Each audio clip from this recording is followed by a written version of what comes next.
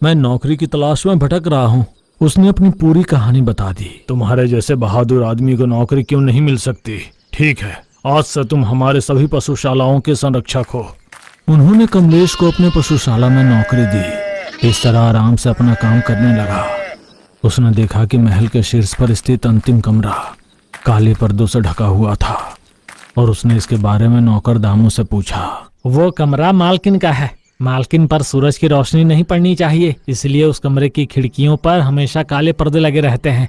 अंधेरा होने के बाद ही मालकिन बाहर निकलती है। मालकिन का नाम क्या है? उस पर सूरज की रोशनी क्यों नहीं पड़नी चाहिए?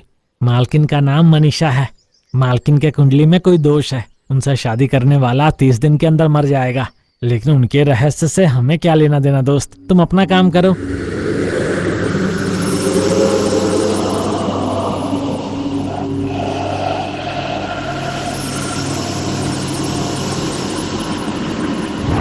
अगले दिन कमलेश के ऊपर से पर्दे वाले कमरे से किसी के जोर से रोने की आवाज सुनी और सोचा कि क्या हो रहा है। दामू ने बताया कि 3 हफ्ते पहले मनीषा से शादी करने वाले व्यक्ति आज सुबह मृत पाया गया। सांप के जहर से उसका खून काला हो गया था। पिछवाड़ी में जाकर देखा तो सच में त्वचा काली पड़ गई थी। पैर और उसका पूरा शरीर सांप की तरह शल्कों से ढका हुआ था, जिससे वो डरावना लग रहा था।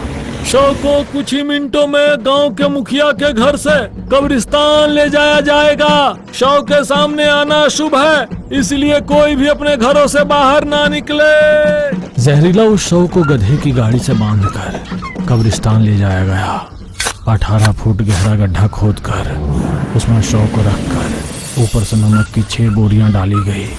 गड्ढे में जीवित गधे को बलि के तौर पर डालकर दफना कर फिर वीरेंद्र वर्मा के वंशज घर लौट आए। दिन बीत रहे हैं।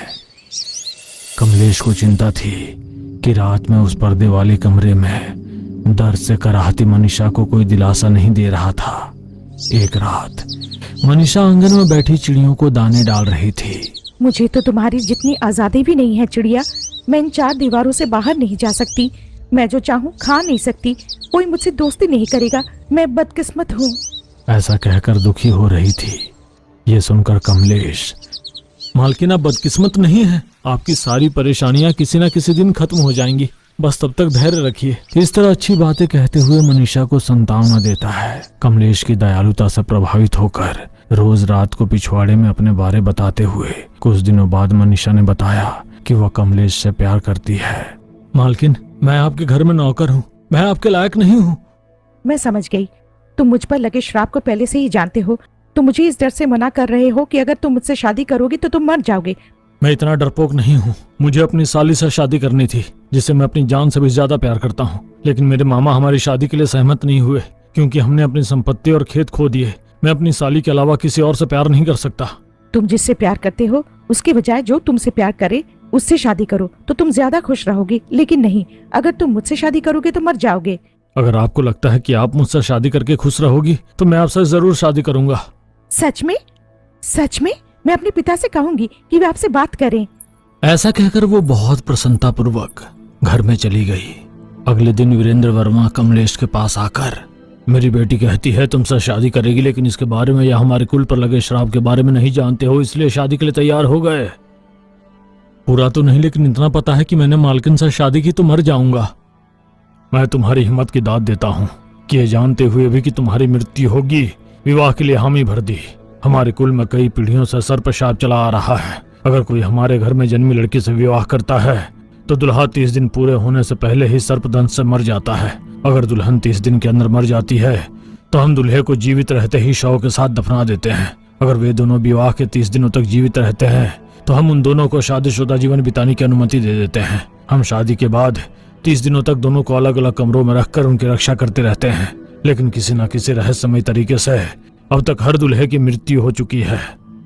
आखिर नाग श्राप आपके कुल पर क्यों लगा? क्या उस श्राप को हटाने का कोई उपाय नहीं है? हमने उस श्राप को हटाने का हर संभव प्रयास किया। यदि तुम हमारे दामाद बनने के 31वें दिन भी जीवित रहे तो मैं तुमको बताऊंगा कि हमारे कुल पर वह श्राप क्यों और किसने लगाया था। इतना कहकर वीरेंद्र वर्मा वहां से चला गया। मैं इस छोटी सी नौकरी से वो संपत्ति वापस नहीं कमा पाऊंगा जो मेरे पिता ने जिंदगी में गंवा दी। मैं अपनी साली से भी शादी नहीं कर पाऊंगा। मेरी साली किसी और से शादी करके खुश रहेगी। बेहतर हुआ कि मैं मनीषा से शादी कर लूं, जो मुझसे प्यार करती है। बेचारी मालकिन, कितना अजीब श्राप है। शादी और मौत दोनों ही किस्मत में हो तो कोई उनसे बच नहीं सकता।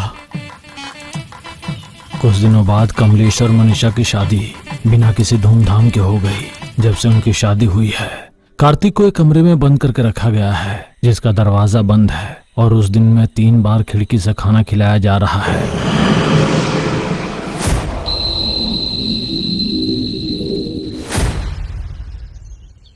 28 दिन ऐसे ही डर डर कर बीत गए हैं। यदि केवल 2 दिन और बीत जाएं तो श्राप से मुक्ति मिल जाएगी, ऐसा वीरेंद्र वर्मा सोच रहे हैं। क्या श्राप खत्म हो गया गुरुजी? अगर कमलेश कल रात जीवित बच गया तो मेरी बेटी श्राप से मुक्त हो जाएगी ना? जरूर।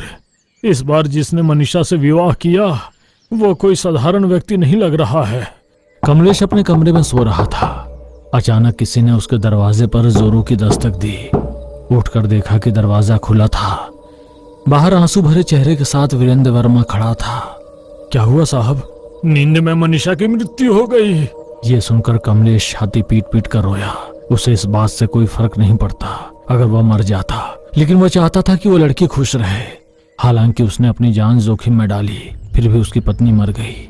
अपने वादे के मुताबिक वो अपनी पत्नी के शव के साथ दफन होने को तैयार था।